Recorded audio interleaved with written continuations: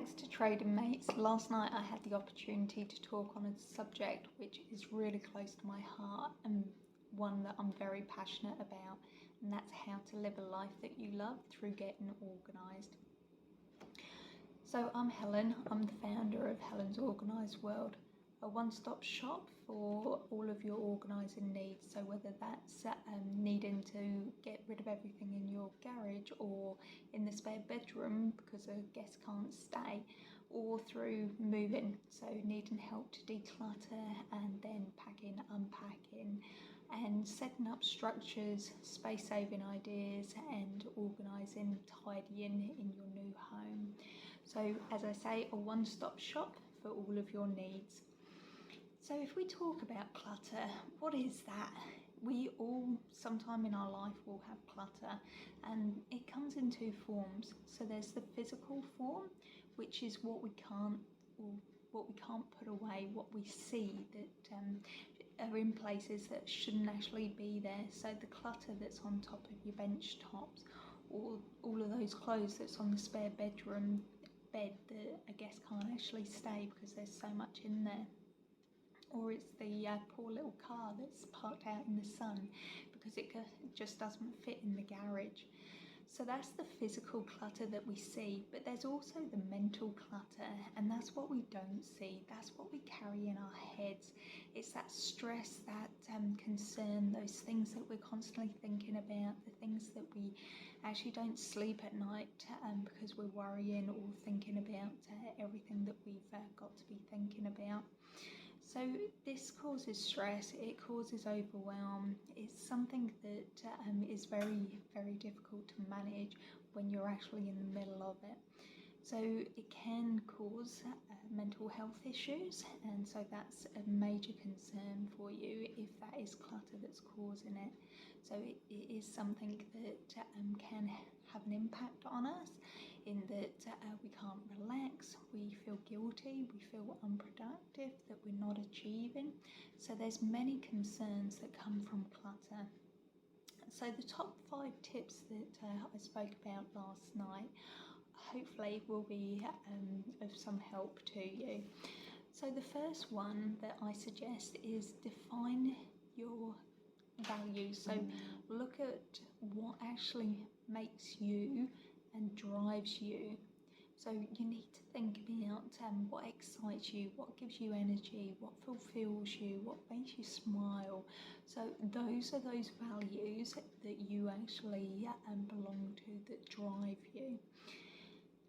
And then tip 2 is define your life goals. So think about what you want to achieve in your life. So what are you going to be able to be happy about when you've actually achieved it? So is that just being known as a loving, caring person, or is that being the parent of a big family, or is that making $1 million?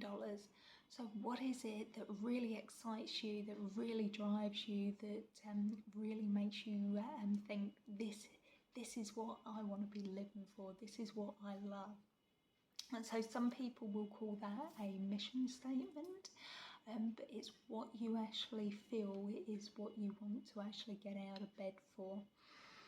And then the next one, tip 3, is to categorize your to-do list. So to actually look at what we have going on.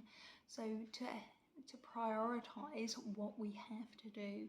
So what we're writing on that to-do list, and I think it's more beneficial to actually put it in an app rather than write, but put down all of the tasks that you want to achieve and work through so that you know what you're dealing with. We've all got competing priorities, and so we need to be clear about what those priorities are and have a priority order so we actually work through those. So tip 4 is to plan your to-do list. So schedule it, put it into a diary. So that way you've actually got those tasks and a defined time that those tasks will take. So that way, if you've got tasks which are in excess of the time that you have available, then you need to reprioritise and figure out what can't I do today, what needs to be happening tomorrow. So I use an app called Trello, which is has the ability to have different boards, and so that way I have a board for my work and a board for my personal life.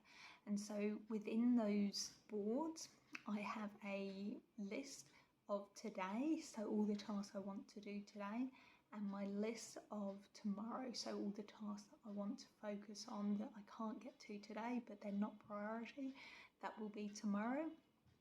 And then there's a sometime in the future. So they're my 3 lists that I have within those 2 different boards, my work life and my personal life. And that way I can figure out what's priority.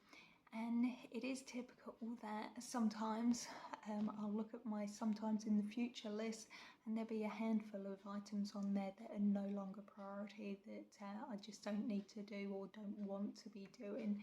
So what's on my to-do list, I am actually tying in with tip 2, where I'm defining my life goals. So all the tasks are actually leading me to my life goals. So what I recommend as well when you're scheduling your to-do list is to actually look at working backwards. So what do you want to achieve in the year?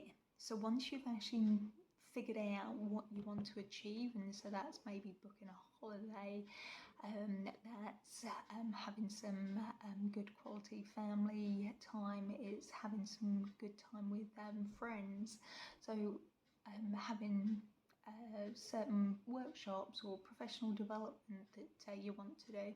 So once you've actually figured out what it is you want to achieve in the year, break it down into months.